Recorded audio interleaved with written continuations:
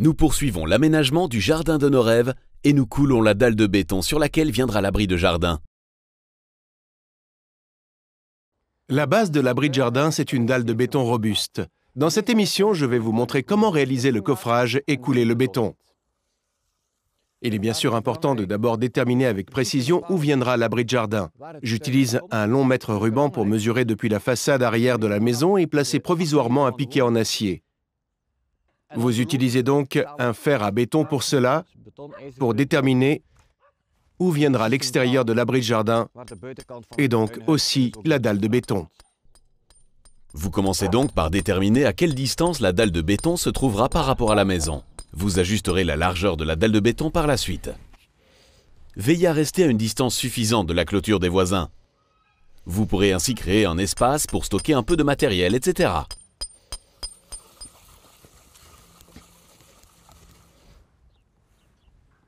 Une fois les fers à béton enfoncés dans le sol, vous tendez un cordeau.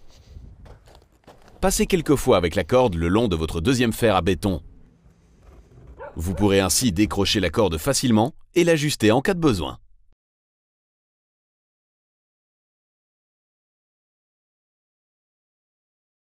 Je marque à présent la largeur de l'abri de jardin. Je compte 5 cm de moins pour la dalle de béton afin que le revêtement de l'abri tombe toujours en dehors de cette dalle. Cela vaut mieux pour le bois, pour qu'il puisse toujours bien sécher et n'entre pas en contact avec l'eau. Une fois la largeur marquée d'un côté, vous pouvez tendre la corde au fer à béton suivant. Pour obtenir ici un angle parfaitement droit, j'utilise un petit truc tout simple basé sur 3 chiffres. La seule chose à retenir pour déterminer un angle droit, ce sont les chiffres 3, 4 et 5. Cette astuce, avec les chiffres 3, 4, 5, vient du théorème de Pythagore pour un triangle rectangle. Roger multiplie chaque mesure par 40 pour créer ainsi un triangle imaginaire à angle droit. Pour le premier côté, il arrive ainsi à 120 cm. Avec son crayon, il l'indique dans la terre. Le deuxième côté mesure 160 cm. Et le côté opposé fait ainsi 2 mètres. Reportez bien les marquages et placez éventuellement votre crayon dans le sol afin de pouvoir encore ajuster la corde ici.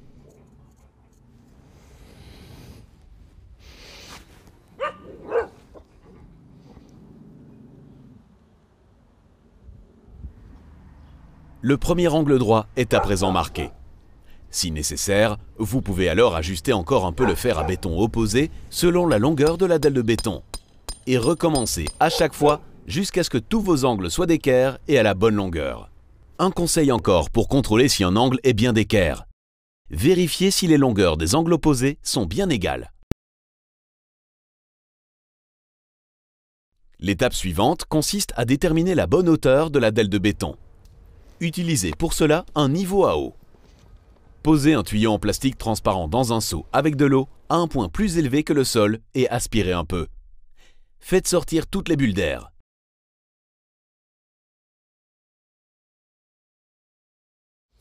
Puis, vous contrôlez si l'eau est au même niveau aux deux extrémités.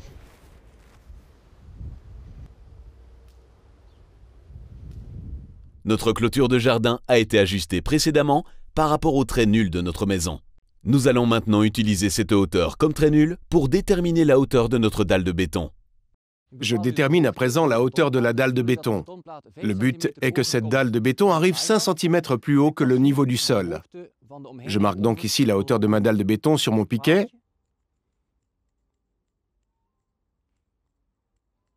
Le dessus de ma clôture de béton est aussi 5 cm plus haut que le futur niveau du sol. J'indique la hauteur au crayon, puis, pour qu'elle soit bien visible, je colle encore un bout de ruban adhésif. Je reporte maintenant la hauteur sur les 4 piquets. Faites donc coïncider le niveau d'eau de votre niveau à eau avec votre marquage. Faites attention de ne pas vous tromper entre le dessus et le dessous du marquage reporté précédemment. Ici, vous vous basez donc sur le dessus du ruban adhésif. Une fois l'eau immobile chez Roger, il peut reporter le niveau sur son fer à béton.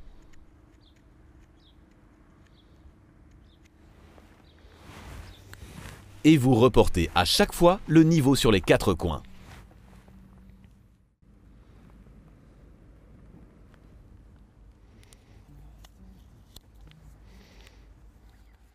En guise de contrôle supplémentaire, vous pouvez aussi regarder avec le niveau à eau si les angles opposés correspondent bien au niveau de la hauteur.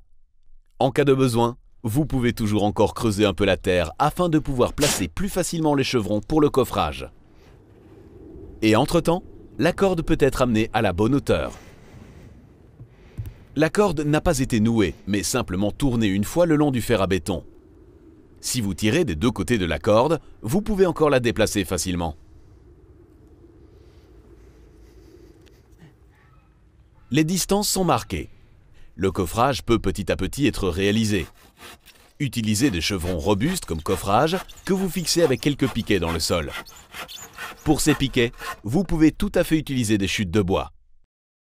S'il y a un côté en biais, la planche s'enfoncera ainsi plus facilement dans le sol quand on frappe dessus.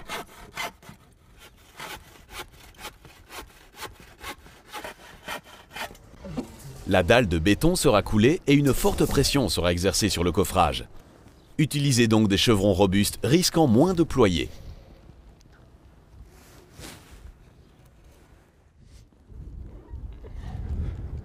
Et placez-les temporairement simplement contre les fers à béton.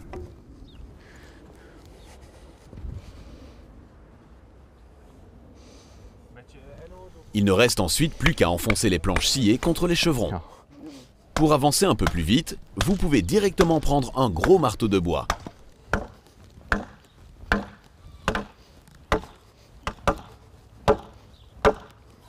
Vous devez aussi encore scier un peu les poutres. Par la suite, vous pourrez encore clouer ou visser toutes ces poutres entre elles, avec un petit bout de poutre dessus. Et continuez ainsi pour tout le tour de la dalle de béton. Cela représente un énorme travail. Veillez à ne pas devoir l'effectuer seul, car pour remplir une aussi grande surface de béton, une pompe à béton a été commandée. Cela se fait à la demande et il y a généralement un peu de jeu. Mais une fois que le chauffeur est arrivé avec le béton, le coffrage doit être prêt. Tenez-en donc bien compte. Sous l'effet des coups de marteau, la poutre s'est enfoncée un peu plus profondément dans le sol. Roger ajuste encore un peu les poutres. Les chevrons peuvent ensuite être cloués aux poutres.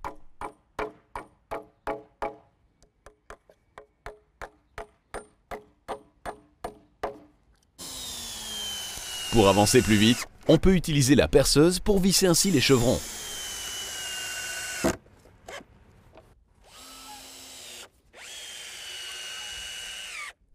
Contrôler encore une fois avec le niveau ne peut jamais faire de tort. Les joints en dessous sont un peu ouverts. On peut mettre encore un peu de terre afin que le coffrage soit bien étanche.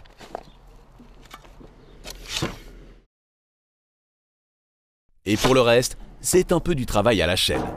Enfoncez les piquets, puis vissez, jusqu'à ce que le coffrage entier soit prêt.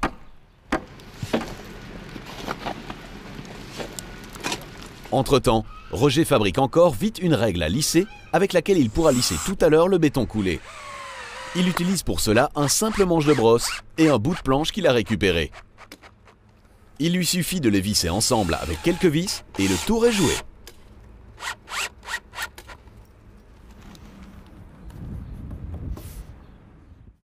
La pompe à béton est entre-temps déjà arrivée. Le grutier déploie la pompe jusqu'à l'arrière dans le jardin.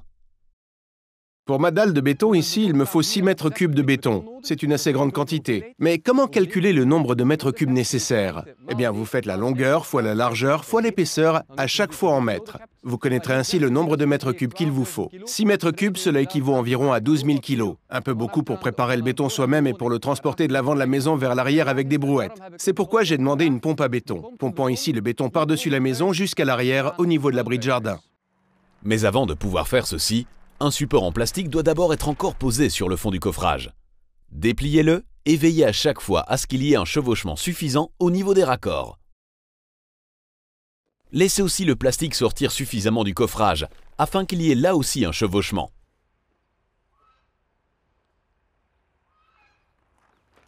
Et il s'agit alors d'agrafer le plastique au chevron. Faites-le le long des côtés de chevron comme sur le dessus.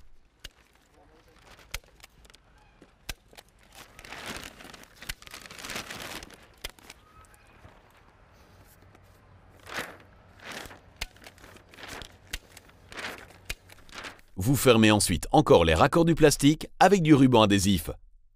Vous éviterez ainsi que du béton passe sous le plastique.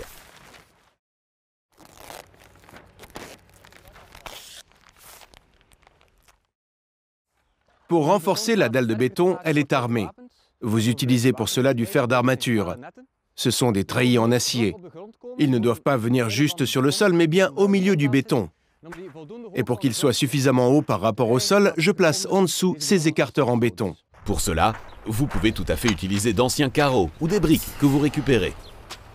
Disposez les briques, puis posez les treillis.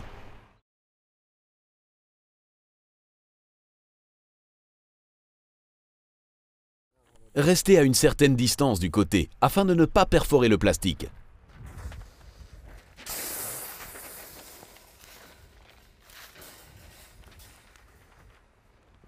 Les treillis sont en place. Le béton peut à présent être coulé dans le coffrage.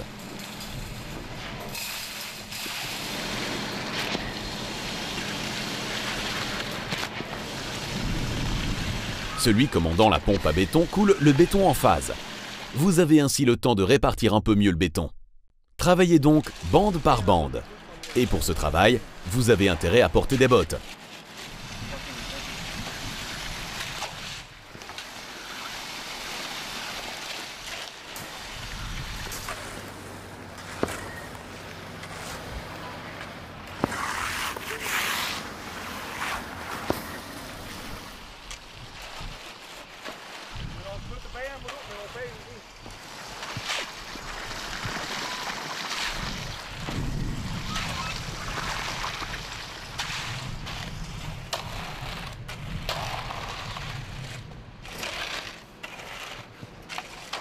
Une fois que tout est mieux réparti, vous pouvez utiliser votre règle à lisser maison.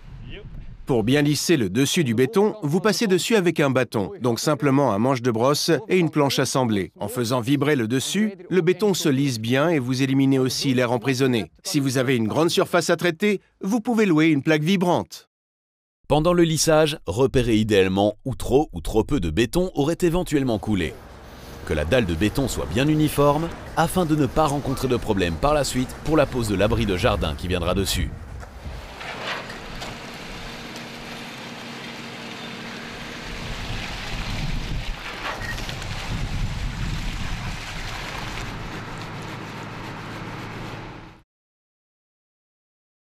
Le gros travail est fini pour aujourd'hui. N'oubliez pas non plus de vite rincer vos bottes et le matériel utilisé à l'eau avant que les résidus de béton aient durci.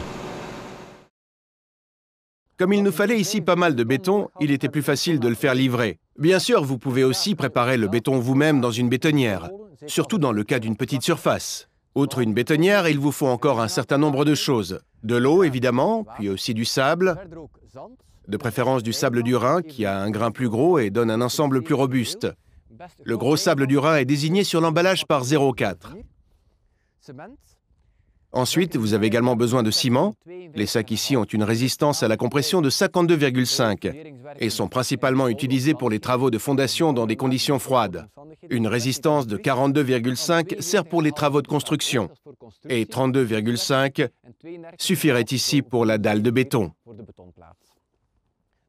Puis les cailloux. Ici aussi, il existe différents formats. Ceux-ci sont des cailloux moyens, désignés par 6,3 sur 14.